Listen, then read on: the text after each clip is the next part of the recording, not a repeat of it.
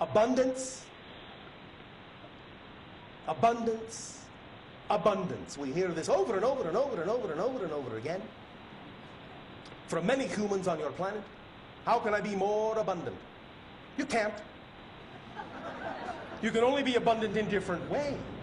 You are already as abundant as you will ever be. However, if you have a belief that you lack something, then what you have is abundance of lack. Shut your mouth. So again, the issue is not, how do I learn to be abundant? The issue is, what am I defining abundance to be? Because you're always abundant in something. Yeah. Always abundant in something. This is why we prefer to take the charge off the idea of what abundance needs to be represented by. It can be represented by many things, including money on your planet. There is nothing wrong with that. It is a symbol of exchange.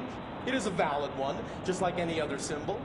But the idea is it doesn't always have to be that form in order to represent abundance. Our definition of abundance is the ability to do what you need to do when you need to do it. Period. That's it. The ability to do what you need to do when you need to do it.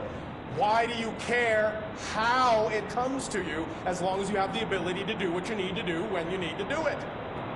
So the idea is to relax the need, to relax the insistence that it must come in a certain way, because paradoxically, when you actually insist that abundance can only be represented by one symbol, you actually close all the doors through which abundance could come in other forms. And so you're actually not being abundant at all, in the sense of feeling it or experiencing it in its widest possible format. The idea is that somebody could give you something. That's abundance. You could find something. That's abundance. It's all abundance. Let it come to you in whatever form works best. Let it come along the path of least resistance. So why should it be a struggle? To reflect the idea of the abundance of creation. There is enough. There is enough. There is enough for everyone. If there was not enough of whatever kind of abundance each of you needed to have, if there was not enough for you, believe me, you wouldn't exist. Because the universe, the creation, does not in that context make superfluous mistakes. It does not create more than it's capable of supporting. So if you exist, that means the universe is capable of supporting you, or you wouldn't exist. So why not give yourself the benefit of the doubt? If you exist, there must be enough for you, and it must come in a form that is actually relevant for what represents your highest excitement, your highest preference, because nothing else would make sense. Let this be obvious. Let it be logical. This is what our civilization calls the science of the obvious. If there are a certain number of people that exist on your planet, then there is enough for all, as long as you all allow the abundance to come. It actually works for you, because not everyone needs or wants the same kind of expression of abundance.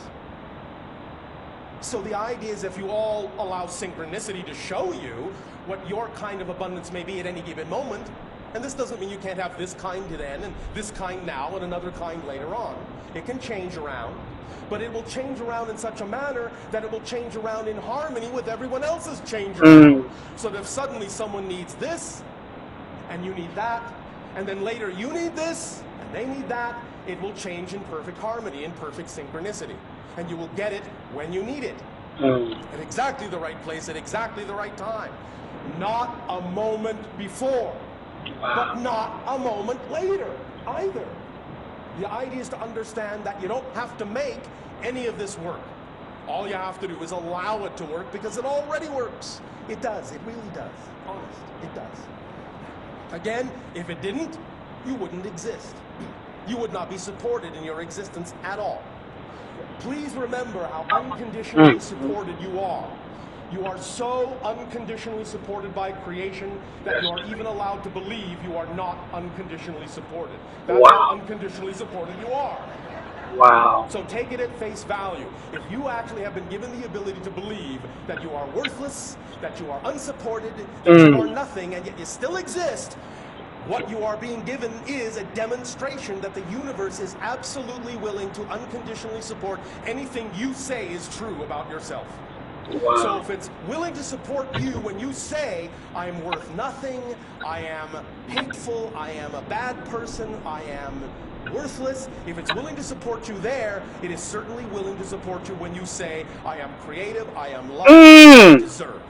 There's absolutely no difference in the eyes of creation, no contradiction whatsoever. And when you decide which one is true for you, there is nothing in existence that will contradict you. It will simply reflect whatever you have said is true about you at that moment. Wow.